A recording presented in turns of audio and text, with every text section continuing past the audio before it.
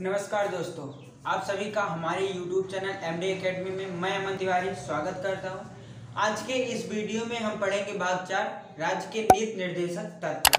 इससे पहले के वीडियो में हमने जाना था भाग 3 मौलिक अधिकार, जो कि हमें 6 मौलिक अधिकार प्राप्त थे, हमने सबको पढ़ा। तो आज के इस वीडियो में हम जानेंगे भाग 4।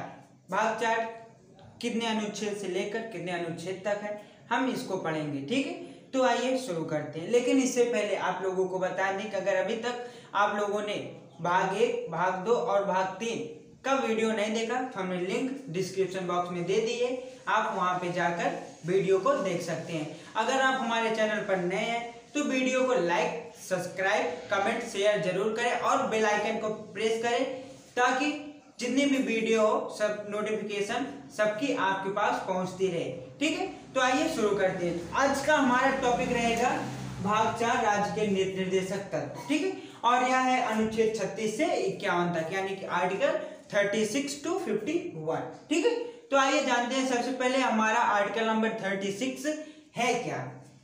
आर्टिकल नंबर 36, ठीक, आर्टिकल नंबर 36 आइए जानते हैं। तो जो हमारा आर्टिकल नंबर 36 है, इसमें कहा गया है कि अनुच्छेद 36 के तहत राज्य को परिभाषित किया गया है। ठीक है, क्या किया गया है? अनुच्छेद 36 के तहत राज्य को परिभाषित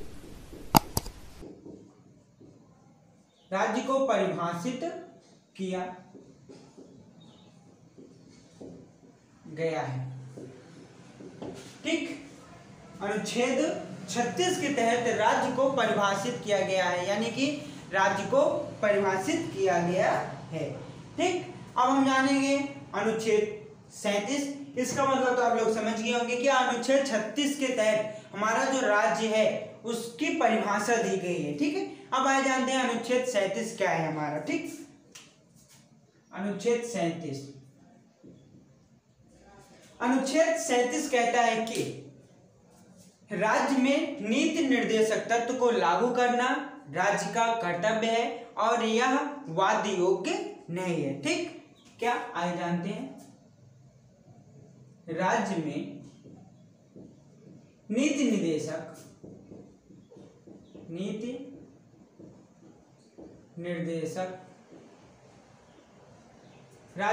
निर्देशक तत्व को लागू करना राज्य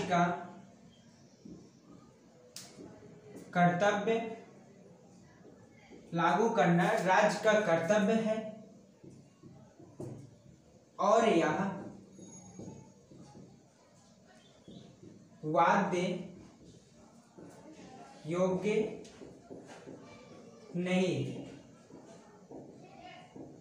ठीक, यानी कि अनुच्छेद 37 के तहत जो नीति निर्देशक तत्व, राज्य के नीति निर्देशक तत्व हैं, उनको राज्य में लागू करना राज्य का कर्तव्य है, लेकिन यह वाद्य योग्य नहीं है। ठीक, अब आइए जानते हैं अगला नंबर, यानी कि अनुच्छेद 38। हमारा अनुच्छेद 38 क्या है? ठीक, आइए अब ये जानते हैं। अनुच्छेद 38 हमारा अनुच्छेद 38 क्या कहता है, अब हम यह जानेंगे। ठीक है, तो चलिए शुरू करते हैं। अनुच्छेद 38 हमारा कहता है कि लोक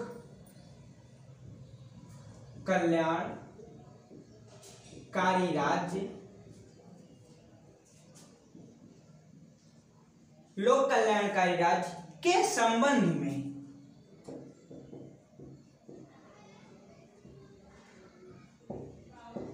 सामाजिक व्यवस्था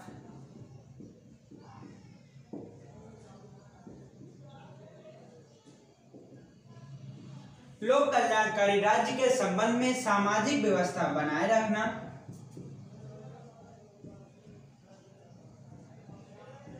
लोक कल्याणकारी राज्य के संबंध में सामाजिक व्यवस्था बनाए रखना और सामाजिक, आर्थिक, राजनीतिक सामाजिक, आर्थिक, राजनीतिक न्याय की स्थापना करना। ठीक, हमारा अनुच्छेद 38 क्या है? लोक कल्याणकारी राज्य के संबंध में जो हमारी समाज से संबंधित व्यवस्थाएं हैं उनको बनाए रखना सबसे पहले, फिर उसके बाद सामाजिक, आर्थिक, राजनीतिक यानी कि सामाजिक यानी समाज से संबंधित, आर्थिक अर्थव्यवस्था से संबंधित, और राजनीतिक जो पॉलिटी है यानी कि राजनीति है उससे संबंधित जितने भी न्याय हैं उन सबकी स्थापना करना। ठीक है, अनुच्छेद 38 के तहत। अब आइए जानते हैं अनुच्छेद 38 को दो भागों में बांटा गया। तो ये हो गया हमारा पहला अनुच्छेद 38(1). ठीक, अब आइए जानते हैं अनुच्छेद 38(2). हमारा अनुच्छेद 38 क्या है? अनुच्छेद 38(2) क्या है? तो यह कहता है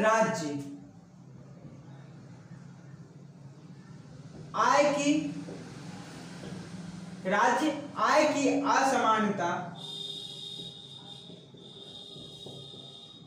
एवं औसत की असमानता, राज्य आय की असमानता और औसत की असमानता को दूर करने का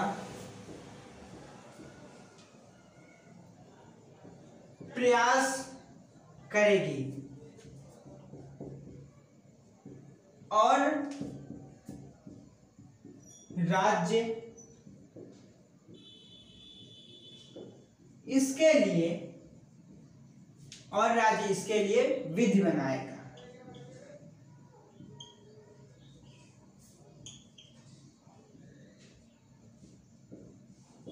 राज्य आय की असमानता और औसत की असमानता को दूर करने का प्रयास करेगा और उसके साथ ही साथ प्रयास करेगा और राज्य विधि बनाएगा, यानी कि जो असमानताएं हैं उनको दूर करने का जो प्रयास किया जाएगा वह एक विधि बनाया जाएगा, राज्य के द्वारा विधि बनाया जाएगा और उसी के तहत असमानताओं को दूर किया जाएगा। ठीक, अब आइए जानते हैं आर्टिकल नंबर 39।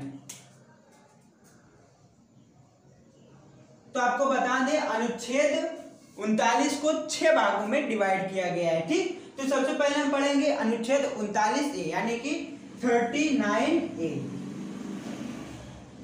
आइए जानते हैं अनुच्छेद 39(a) क्या है हमारा। तो जो हमारा अनुच्छेद 39 यह सबसे पहले कहता है कि स्त्री एवं पुरुष के जीविकोपार्जन को राज्य उपलब्ध कराएगा, यानी कि स्त्री एवं पुरुष के जीवन से संबंधित जितनी भी वस्तुएं, आवश्यक सामग्री हैं राज्य के द्वारा वह उपलब्ध कराए जाएंगे। ठीक, क्या कहता है आर्टिकल नंबर 39 से? स्त्री एवं पुरुष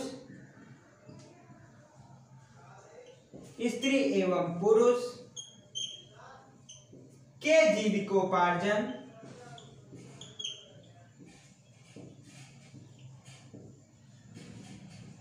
स्त्री एवं पुरुष के जीविकोपार्जन से संबंधित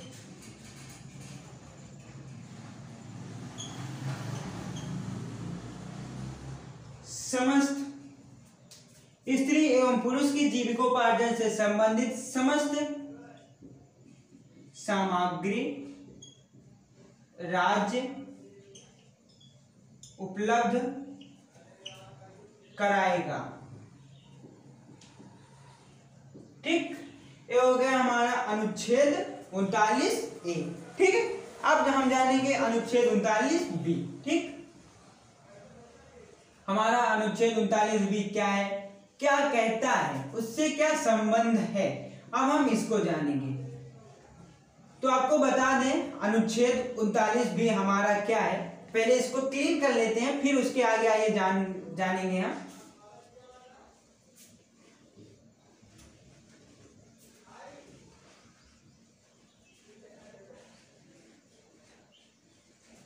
तो तो हमारा है अगला अनुच्छेद 39B। ठीक, अनुच्छेद 39B हमारा कहता है संप्रदाय एवं प्राकृतिक संसाधनों से संबंधित, संप्रदाय एवं प्राकृतिक संसाधनों से संबंधित। ठीक,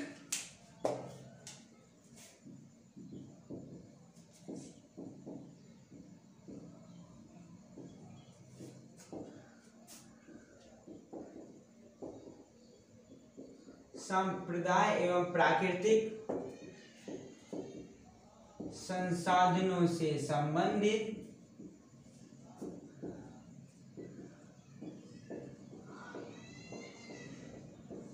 संप्रदाय एवं प्राकृतिक संसाधनों से संबंधित समस्त नियंत्रक एवं स्वामित्व, संप्रदाय एवं प्राकृतिक संसाधनों से संबंधित समस्त संबंध एवं नियंत्रक का कार्य हो तो जो सर्वसाधारण के हित में हो।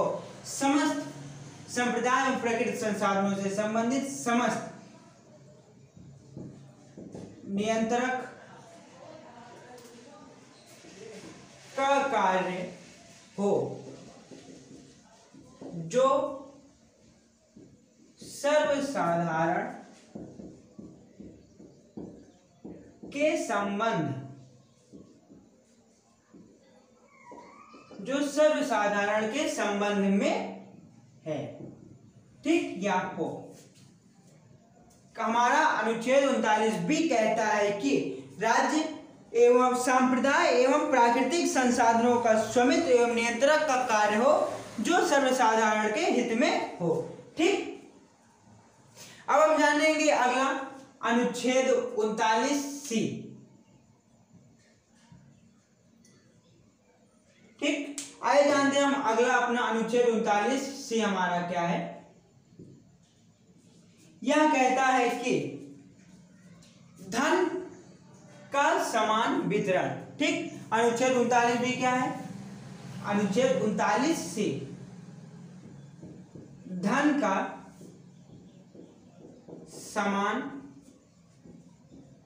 वितरण, यानी कि जैसे कहीं पर कोई कार्य हो रहा है तो वहां पर व्यक्तियों की संख्या ज्यादा है तो हम जो धन बांटने की प्रक्रिया है, हमारी जो धन बांटने की प्रक्रिया रहेगी वह सभी लोगों को एक समान में दिया जाएगा, किसी को कम या ज्यादा ऐसा करके नहीं दिया जाएगा। ठीक, यानी कि धन का समान वितरण किया जाएगा। ठीक, अब आइए जानते हैं अनुच्छेद 39D,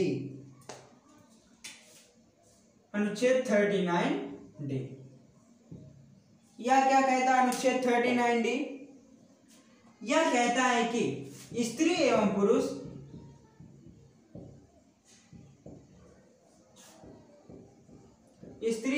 पुरुष को समान कार्य के लिए समान वेतन। ठीक, स्त्री एवं पुरुष को समान कार्य के लिए समान वेतन। इससे तात्पर्य क्या है? अनुच्छेद 39D कहता है कि स्त्री एवं पुरुष को समान कार्य के लिए समान वेतन। तो इससे तात्पर्य क्या है? तो इससे तात्पर्य यह है कि जो स्त्री है और पुरुष है, अगर दोनों लोग एक ही कार्य को कर रहे हैं तो जो उनकी वेतन होगा, जो उनको वेतन मिलेगा वह दोनों लोगों को एक समान मिलेगा। जब आप कार्य एक समान कर रहे हैं, कार्य में कोई भेदभाव नहीं है, तो आपको वेतन देने में क्यों भेदभाव किया जाएगा? यानी कि अनुच्छेद 39D से तात्पर्य है कि स्त्री एवं पुरुष को समान कार्य के लिए समान वेतन दिया जाएगा। ठीक है, यानी कि जितना कार्य उतना वेतन, जो कार्य वह वेतन। ठीक, अब आइए जानते हैं अगला अनुच्छेद 39E। यह क्या कहता है? अनुच्छेद 39E तो यह कहता है स्त्री एवं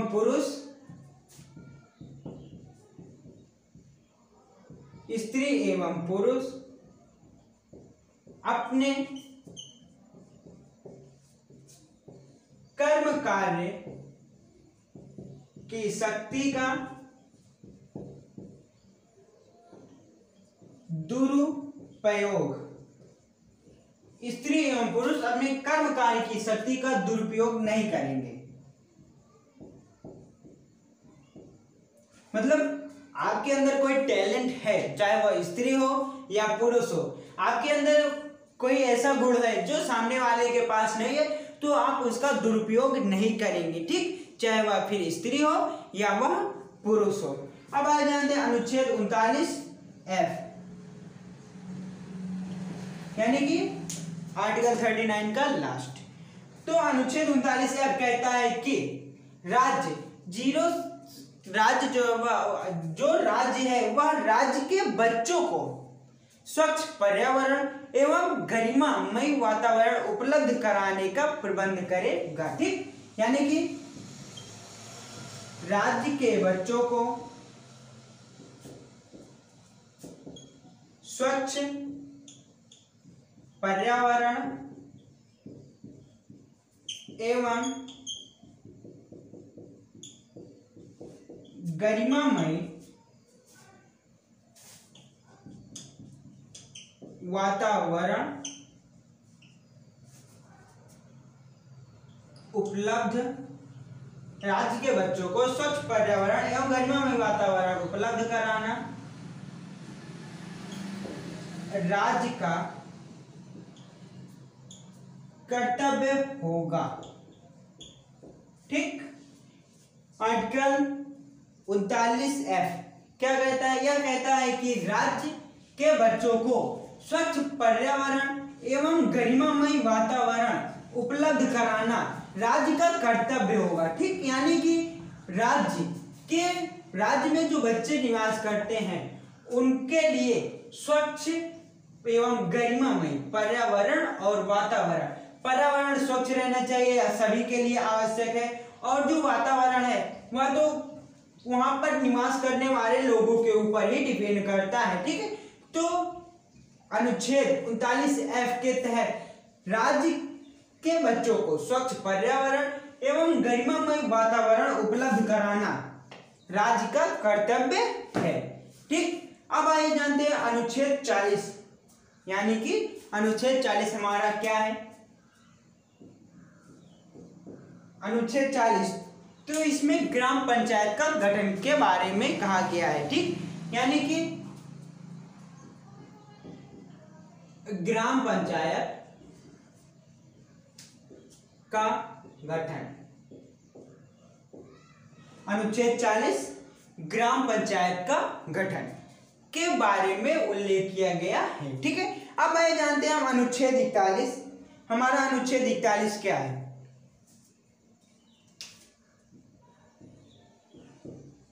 अनुच्छेद 41 राज्य कार्य शिक्षा लोक व्यवस्था को बनाए रखने का प्रयास करेगा, ठीक है। अनुच्छेद 41 क्या कहता है हमारा? राज्य कार्य शिक्षा लोक व्यवस्था, राज्य कार्य शिक्षा लोक व्यवस्था को बनाए रखने का प्रयास करेगा,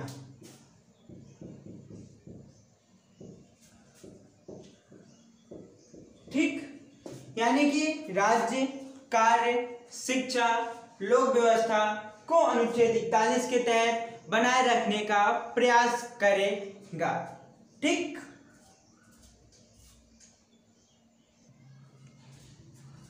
अगला है हमारा आर्टिकल नंबर 42, कितना? Article number 42।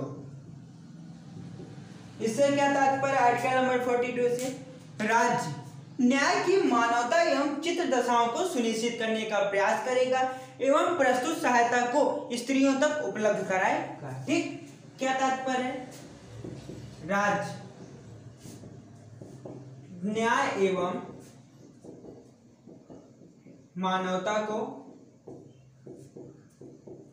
चित्र दशाओं में सुनिश्चित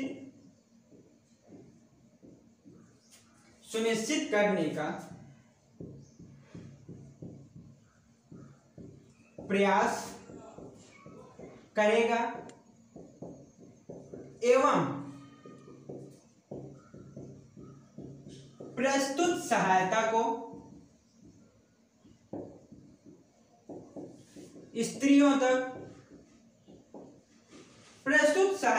स्त्रियों तक उपलब्ध कराएगा। ठीक, प्रस्तुत सहायता को क्या करेगा? स्त्रियों तक उपलब्ध कराएगा, स्त्रियों तक उपलब्ध कराएगा। तो ये हमारा आर्टिकल नंबर 42। इससे तात्पर्य क्या है, अब हम इसको जानेंगे। तो है हमारा राज्य न्याय एवं मानवता को चित्र दशाओं में सुनिश्चित करने तथा, यानी कि राज्य जो है वह न्याय एवं मानवता को चित्र दशाओं में सुनिश्चित करने का प्रयास करेगा और जो भी सहायता उपलब्ध रहेगी प्रेजेंट टाइम में, साथ ही साथ जो भी सहायता रहेगी, यानी कि न्याय एवं मानवता को सुनिश्चित दशाओं में करने के साथ साथ जो सहायता उपलब्ध रहेगी राज्य में, राज्य उसे स्त्रियों तक पहुंचाने में, यानी कि प्रस्तुत सहायता को स्त्रियों को उपलब्ध कराएंगे। ठीक, यानी कि राज्य द्वारा जो भी सहायता अवेलेबल कराई जाएगी, जो भी सहायता कराई जाएगी, उसे स्त्रियों तक उपलब्ध कराया जाएगा। ठीक, अब आए जानते हैं आर्टिकल नंबर 43 क्या है हमारा। तो आर्टिकल नंबर 43 है हमारा, राज्य के व्यक्ति मजदूरी निर्वाह करने का प्रयास करेंगे। ठीक, क्या है? राज्य के व्यक्ति मजदूरी निर्वाह करने का प्रयास करेंगे। ठीक, यानी कि जो राज्य के व्यक्ति रहेंगे वह मजदूरी करके अपना जीवन निर्वाह करने का प्रयास करेंगे। अगला है 43 का दूसरा नंबर, ये था 43 का पहला नंबर। ठीक, 43 का दूसरा नंबर कहता है कि राज्य में प्रस्तुत उद्योग एवं धंधों में राज्य के मजदूरों की भागीदारी रहेगी। ठीक, यानी कि राज्य के उद्योग एवं धंधों में राज्य के मजदूरों की भागीदारी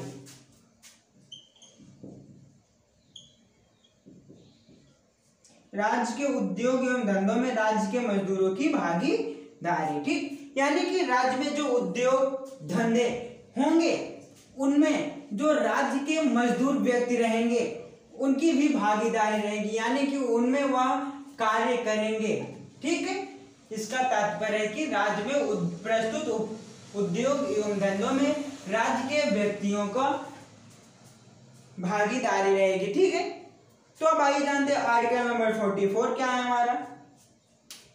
आर्टिकल नंबर 44, आर्टिकल नंबर 44 है हमारा एक समान सिविल संहिता। क्या है? एक समान सिविल संहिता।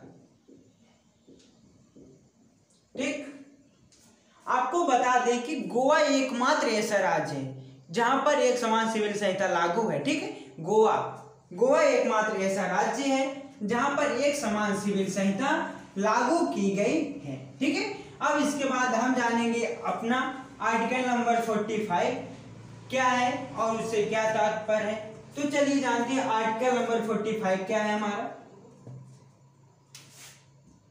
आर्टिकल नंबर 45, राज्य 0 से 6 वर्ष तक के बच्चों को निःशुल्क शिक्षा प्रदान करने का प्रबंध करेगा। ठीक है, राज्य 0 से 6 वर्ष तक के बच्चों को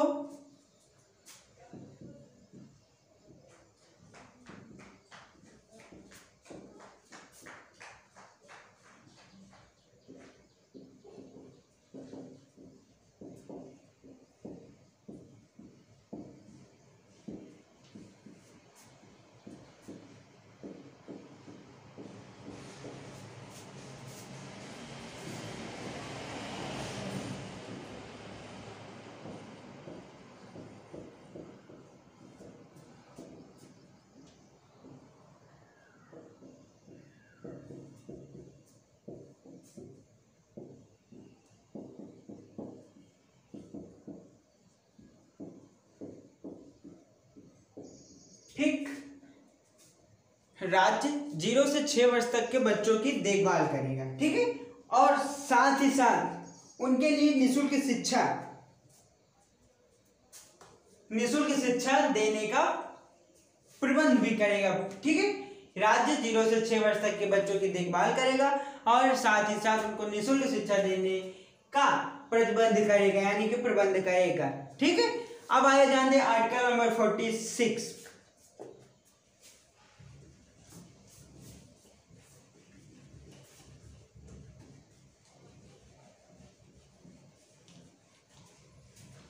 आर्टिकल नंबर 46 क्या है, अब हम इसको जानेंगे, लेकिन उससे पहले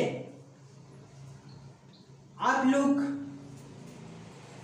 जो मैं पढ़ा रहा हूं आप लोगों के तो समझ में आ रहा ही होगा। अगर आप लोगों के समझ में ना आ रहा होगा या मेरा पढ़ाने का जो तरीका है इसमें आप लोगों को कोई कमी लगे तो आप हमें कमेंट करके बताएं, हम उसमें सुधार करेंगे ताकि आप लोगों को समझ में भी आए और हमारा जो तरीका है पढ़ाने का वो भी सुधरे। ठीक है, तो हम आपसे आशा करते हैं कि आप हमारी वीडियो को देखा करें और जो समझ में ना आए आप हमें बताएं, हम उसमें और हम और हमारी टीम उसमें पूरी सुधार करेंगे। ठीक है, अब आइए जानते हैं आर्टिकल नंबर 46 क्या है। आर्टिकल नंबर 46, राज्य अनुसूचित जाति एवं अनुसूचित जनजाति, राज्य अनुसूचित जाति एवं जनजाति तथा अन्य दुर्बल वर्ग के, राज्य अनुसूचित जाति एवं अनुसूचित जनजाति तथा अन्य दुर्बल वर्ग के आर्थिक स्थिति में सुधार कर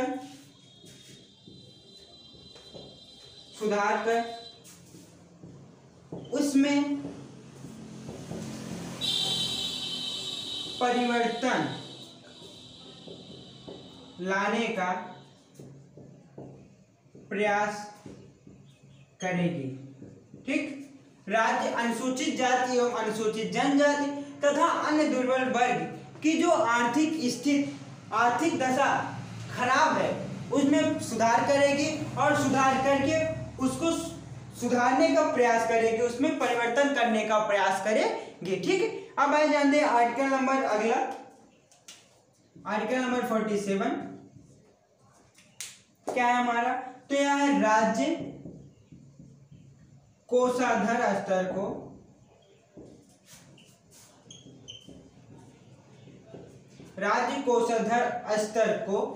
बनाए रखने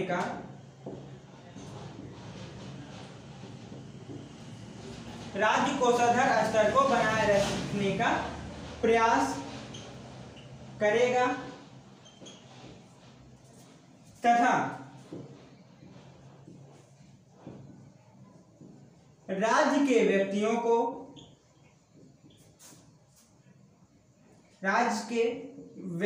को स्वस्थ रखने का प्रयास करेगा। ठीक। क्या है हमारा आर्टिकल नंबर 47, राज्य कोषाधार स्तर को बनाए रखने का प्रयास करेगा और साथ ही साथ जो राज्य के व्यक्ति हैं उनको भी स्वस्थ रखने का प्रयास करेगा। ठीक है, अब हम जानेंगे आर्टिकल नंबर 48। आर्टिकल नंबर 48 क्या है हमारा, ठीक है, तो चलिए जानते हैं आर्टिकल नंबर 48 क्या है हमारा। ठीक, आर्टिकल नंबर 48,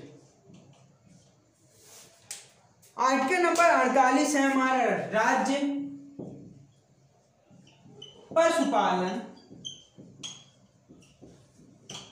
एवं कृषि संगठन को आधुनिक एवं वैज्ञानिक बनाने का प्रयास करेगा।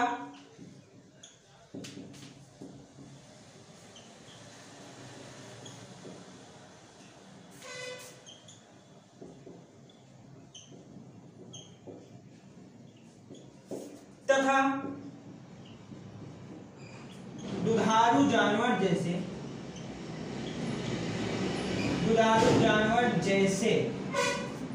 जैसे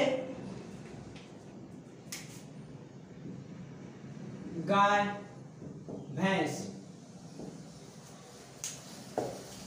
आदि के वध पर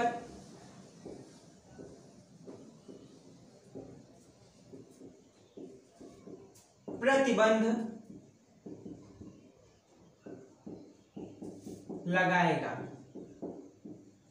ठीक, जो योगी आदित्यनाथ जी ने लागू किया था। ठीक है, कुछ समय पहले योगी आदित्यनाथ जी ने लागू किया था कि अगर आप गाय या भैंस का वध करेंगे तो आपको 10,000 रुपये जुर्माना देना पड़ेगा और साथ ही साथ 1 साल की कारावास की सजा भी हो सकती है। तो वह जो उन्होंने लगाया था वह हमारा आर्टिकल 48 से संबंधित है। ठीक है, अब आइए जानते हैं आर्टिकल नंबर 48 का दूसरा पार्ट। एक था आर्टिकल नंबर 48(1), अब जानेंगे आर्टिकल नंबर 48(2). ठीक, तो चलिए आइए देखते हैं आर्टिकल नंबर 48(2) क्या है हमारा। तो आर्टिकल नंबर 48(2) हमारा कहता है राज्य पर्यावरण। ठीक, ये था हमारा पहला, ये होगा हमारा आर्टिकल नंबर 48 का दूसरा। तो यह होगा राज्य पर्यावरण एवं, आर्टिकल नंबर 48(2) हमारा कहता है कि राज्य पर्यावरण, क्या कहता है, राज्य पर्यावरण का सर्वेक्षण करेगा तथा वन एवं वन्य जीवों की सुरक्षा करेगा। ठीक है, क्या कहता है, राज्य पर्यावरण की सुरक्षा करेगा तथा वन एवं वन्य जीवों की रक्षा करेगा।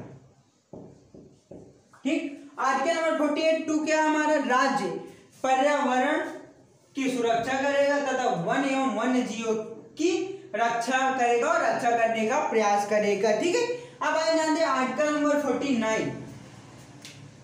आर्टिकल नंबर 49, आर्टिकल नंबर 49 क्या हमारा, तो इसमें राज्य जो है वह राष्ट्रीय इमारतों की देखभाल करेगा और उनकी व्यवस्था को बनाए रखने का प्रयास करेगा। ठीक है, क्या राज्य जो है वह राष्ट्रीय इमारतों की देखभाल करेगा और उनकी व्यवस्था को बनाए रखने का प्रयास करेगा।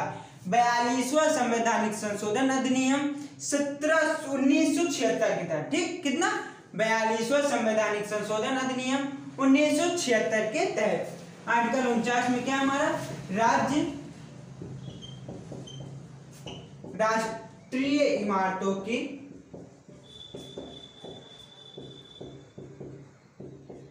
रक्षा करेगा एवं उनकी व्यवस्था बनाए रखने का प्रयास करेगा। ठीक, और भी किसके तहत? 42वां संवैधानिक संशोधन अधिनियम 1976 के तहत। ठीक, अब आइए जानते हैं अगला मतलब आर्टिकल नंबर 50। ठीक, आर्टिकल नंबर 50 क्या है हमारा? फिर इसके बाद बचेगा आर्टिकल नंबर 51, जो कि इस वीडियो का आखिरी आर्टिकल होगा। ठीक है, तो आइए जानते हैं सबसे पहले आर्टिकल नंबर 50 क्या है। आर्टिकल नंबर 50 क्या है हमारा? तो न्यायपालिका एवं कार्यपालिका के बीच पृथककरण का सिद्धांत जो पाया जाता है वह आर्टिकल नंबर 50 के तहत। कितना? न्यायपालिका एवं कार्यपालिका के बीच पृथककरण न्यायपालिका एवं कार्यपालिका के बीच पृथककरण का सिद्धांत से। ठीक है, ये हो गया हमारा आर्टिकल नंबर 50। अब हम जानेंगे आर्टिकल नंबर 51, जो कि इस वीडियो का आखिरी आर्टिकल है। ठीक है, आर्टिकल नंबर 51 यह क्या है? तो आर्टिकल नंबर 51 कहता है राज्य अंतरराष्ट्रीय सीमाओं की रक्षा करेगा और साथ ही साथ उनके साथ जो उनके साथ हमारे संवैधानिक नियम होंगे उन सबको बनाए रखने का प्रयास करेगा। यही विदेशी नीति का आधार कहलाता है, यानी कि राज्य अंतरराष्ट्रीय शांति एवं सुरक्षा को बनाए रखने का प्रयास करेगा। ठीक है, आर्टिकल नंबर 51 के तहत राज्य अंतरराष्ट्रीय शांति एवं सुरक्षा को बनाए रखने का प्रयास करेगा।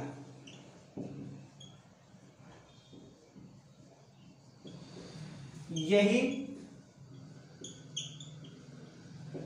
विदेशी नीति का आधार है।